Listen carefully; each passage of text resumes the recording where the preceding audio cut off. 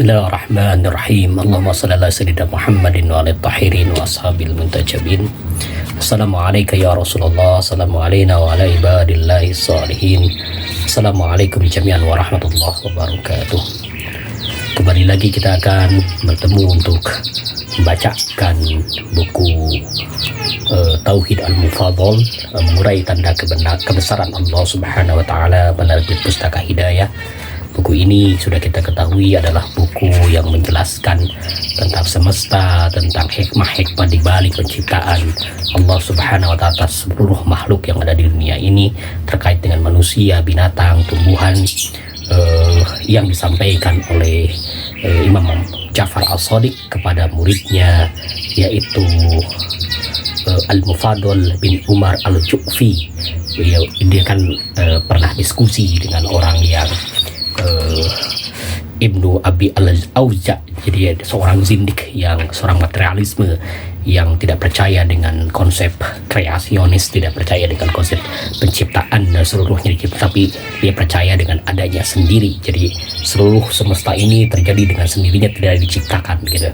Dan kemudian dibantahlah oleh Mufadhal, tapi Mufadhal sangat mungkin kurang dalam ilmunya, jadi dia emosi dalam menyampaikannya. Kemudian beliau belajar kepada memohon penjelasan kepada Imam Ja'far As-Shadiq, dan Imam Ja'far As-Shadiq menyampaikan terhadap hikmah-hikmah yang terkait dengan semesta, penciptaan dan sebagainya, dan disampaikan kepada Al-Mufadhal dengan cara imla disampaikan. Kemudian Al-Mufadhal mencatatnya, dan kemudian itu catatan itu kemudian disampaikan kepada kaum zindik sebagai jawaban dari Imam Ja'far As-Shadiq terhadap kaum materialisme, kaum ateis atau orang-orang yang menolak tentang keberadaan Tuhan sebagai satu-satunya pencipta.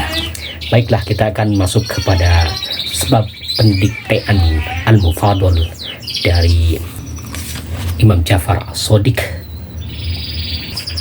Al-Mufadhal berkata, "Maka aku keluar dari masjid dalam kesedihan dan memikirkan bencana yang akan menimpa Islam dan pemeluknya dari kaum ateis ini. Aku menemui Tuanku alaihissalam, menemui Imam Ja'far As-Shadiq. Ketika melihatku sedang berduka, Imam Ja'far bertanya, 'Apa gerangan yang terjadi padamu?'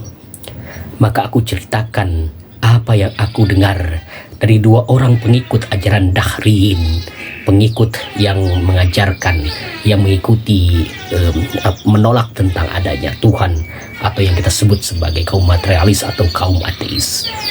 Dan jawaban yang aku berikan pada keduanya, beliau berkata, 'Wahai Mufadhal, pasti aku sampaikan kepadamu tentang kebijakan pencipta yang maha agung dan maha suci namanya dalam penciptaan alam, binatang buas, binatang melata, burung, singa, dan seluruh yang bernyawa dari kelompok binatang, tumbuh-tumbuhan, pohon-pohon yang berbuah, pohon-pohon yang tidak berbuah dan berbiji, sayur-sayuran, serta dedaunan yang dapat dimakan dan yang tidak dapat dimakan.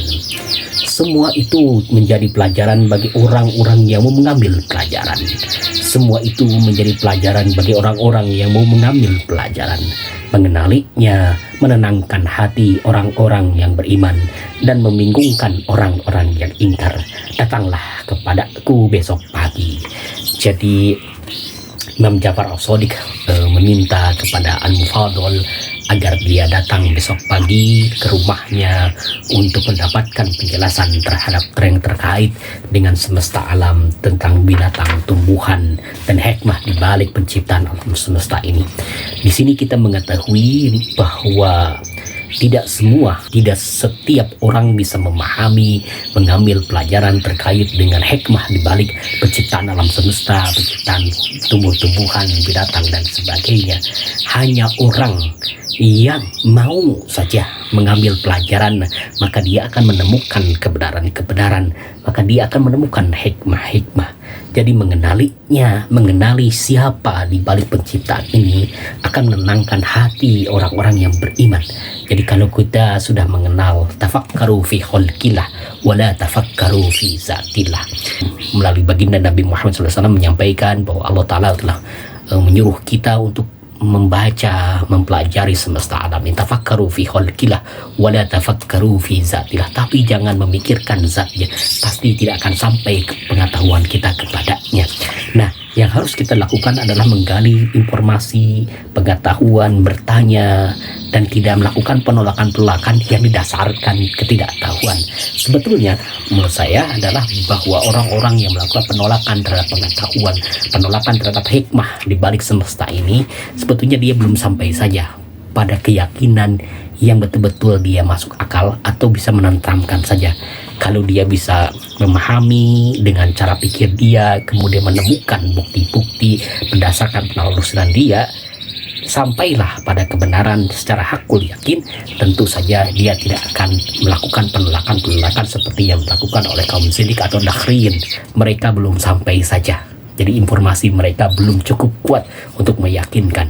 Kalau ada orang seperti Imam Ja'far As-Shadiq yang bisa meyakinkan, itu pasti mereka akan sampai pada pengetahuan yang hakiki. Beda lagi kalau ada yang menolak, ya, kebenaran ditolak, beda lagi, itu sesuatu yang sifatnya pengingkaran. Aku luka lihat dan astagfirullahaladzim wa ma taufiqi illa billah alaihi tawakkaltu wa ilaihi unib. Assalamualaikum ya Rasulullah. Assalamualaikum wa ala ibadillahi salihin. Assalamualaikum jami'an warahmatullahi wabarakatuh.